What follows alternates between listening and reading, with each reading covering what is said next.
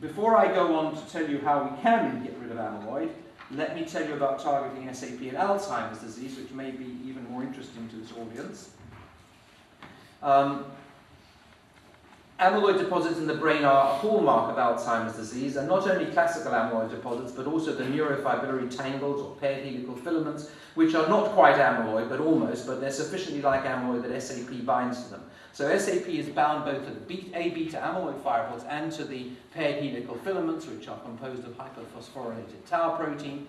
And as a result of the binding of SAP to these solid structures, there has to be a higher local concentration of SAP in and around them in the brain. There is quite a lot of published literature claiming that SAP is neurocytotoxic directly itself, causes apoptosis on nerve cell cultures in vitro, and enhances A-beta production in vitro. It also said to activate microglia and actually to be neurocytotoxic in vivo. People have taken rats and injected SAP, human SAP, into their brains and shown that there's apoptosis around the injection site. We haven't done any of those experiments ourselves, but they look reasonably convincing.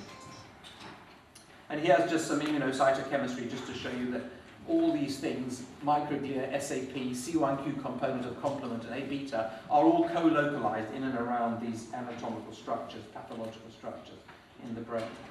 We've lately solved the structure of SAP in a complex with phosphothreonine. The hyperphosphorylated tau has phosphates in serine and threonine residues. SAP doesn't bind to phosphothrionine, but as phosphoserine, but it binds to phosphothreonine, and this is the crystal structure with a phosphothrionine in each binding site. So that's how SAP binds to the neurofibrillary tangles. And we've gone on to do a clinical study in 5 patients with Alzheimer's disease to whom we gave this drug for 3 months. And as you would expect, their SAP in the plasma disappears whilst they're on the drug. So here they are before the drug. They start on the drug, they have it daily for 12 weeks, SAP virtually undetectable, and 4 weeks after stopping the drug, the SAP is back up to normal in the plasma. That's what you would expect to happen. It happens in everybody who gets this drug. Interestingly, the drug gets into the brain, into the cerebrospinal fluid. That wasn't particularly predicted. This is a dicarboxylic acid drug, not the sort of compound you'd expect to get through the blood-brain barrier, but it does, and these are quite respectable concentrations inside the brain.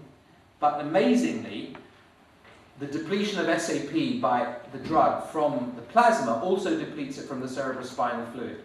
SAP is made only in the liver, not made in the brain or anywhere else. The SAP that's in the brain has to come from the bloodstream. If you've got no SAP in your bloodstream, the SAP disappears from the brain, from the cerebrospinal fluid. So throughout the period on the drug, SAP is virtually undetectable in the cerebrospinal fluid.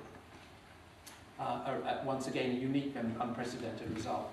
Nothing else happened to these patients. They didn't get worse and they didn't get better. We measured every marker you can possibly measure in Alzheimer's disease, and there was no change in anything.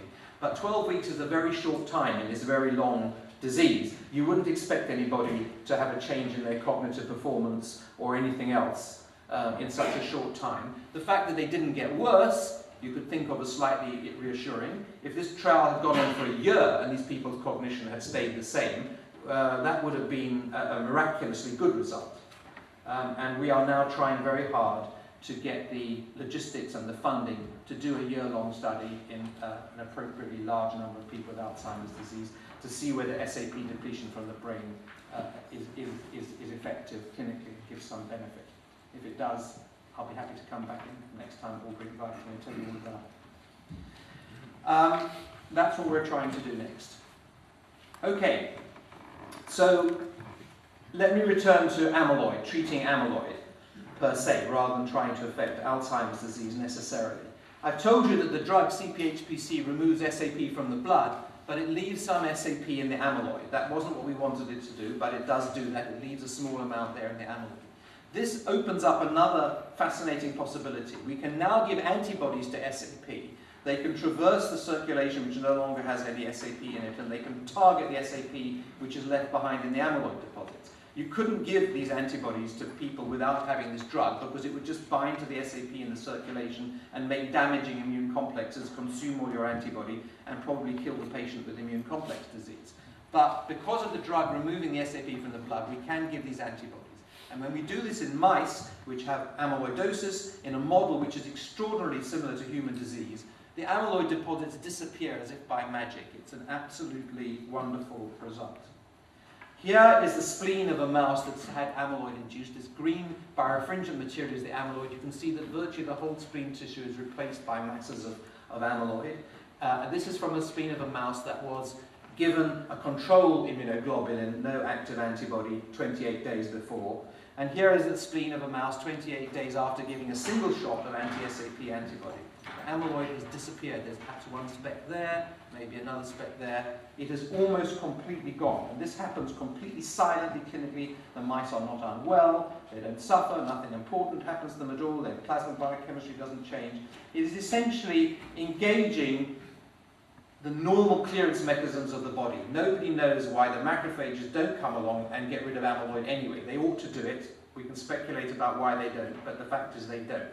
And by putting antibody onto these amyloid deposits and activating complement, because we've shown this phenomenon is complement dependent, the macrophages come along and just digest the amyloid. 2 minutes. How many have I had so far? 20. Right, okay. Here, after 1 day, the amyloid is infested with activated macrophages gobbling up the amyloid. And they form multinucleate giant cells which digest the amyloid. And this is a phagolysosomal fusion marker, CD68 Zone, that the macrophages are active. They surround the amyloid, they invade it, they digest it, and it goes away.